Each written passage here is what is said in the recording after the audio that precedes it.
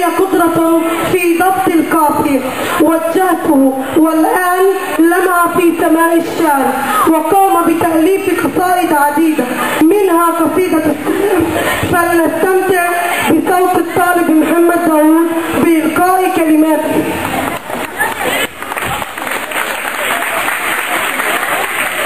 كل شخص لديه أماني وأحلام، وأعتقد أن منها أن يعم السلام في كل زمان وفي كل الأيام.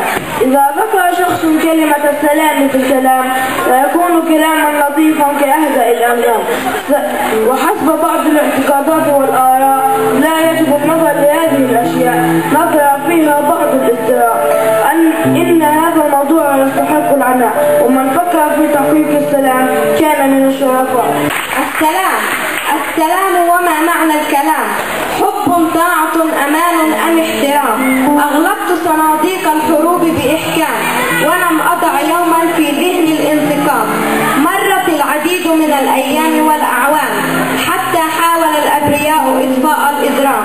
ما أجمل حمام السلام الذي كنت أراه في الأحلام.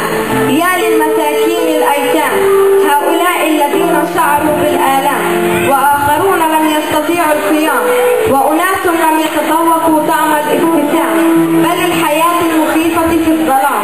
كم كان يبدع الرسام ويرسم أجمل الرسومات بانسجام، وطأت وداست عليها أقدام لا يوجد لأصحابها قيمة واحتشام. أدعوك ربي بكل إلهام أن تنشر وتحيي السلام وتحيي أهم عبارات السلام. ضمان للسلام وليس العكس، وعندما ينجح الفرد ويكون سعيدا يكون السلام العالمي في متناول كل بلد وكل أمة. ومن هذا المنطلق وفي هذه المناسبة التي تجمع بين الأهل القائمين على التربية من أجل السلام ووجود الطلاب المسؤولين عن نجاح هذا المجتمع وتقدمه، أعددت اليوم هذا العرض الذي جمع بين الصوت والصورة.